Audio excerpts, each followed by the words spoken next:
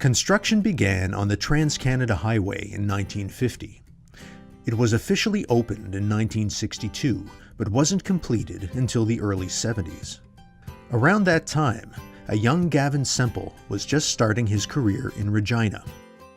Well, when I first started with Brandt in 1972, I was a territory salesman, which meant that I was traveling a good part of Saskatchewan, which is fairly vast. And so I traveled from Regina to the Alberta border, and of course always on the #1 highway. And following that, in the year that followed when I became the sales manager, I was traveling to other parts of the prairies, and of course all on the #1 highway. Those early days on the highway inspired Semple to think and dream big. The highway system, I realized early on in business, was a critical element in our success, because everything that we sold moved on the highway, both the raw material coming into the plant and the products that we produced going out to the marketplace, not only in Canada, but throughout North America and offshore. Today, the Brandt Group of companies is a cross-country success story, with close to 1,800 employees working in locations across the country.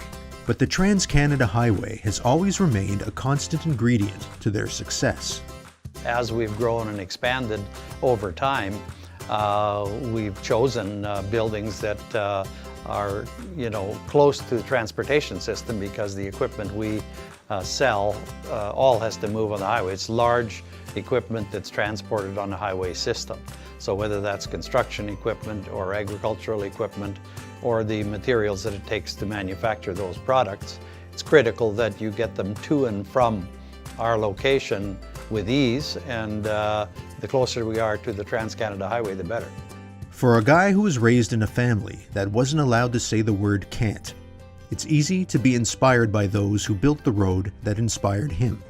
I think it's characteristic of the pioneers that built the country as well, and undoubtedly characteristic of the people that built the Trans-Canada Highway. Because if you can imagine trying to build a highway through the Rocky Mountains, you had to be determined, and you had to be a believer in the outcome and not accept that you can't do it.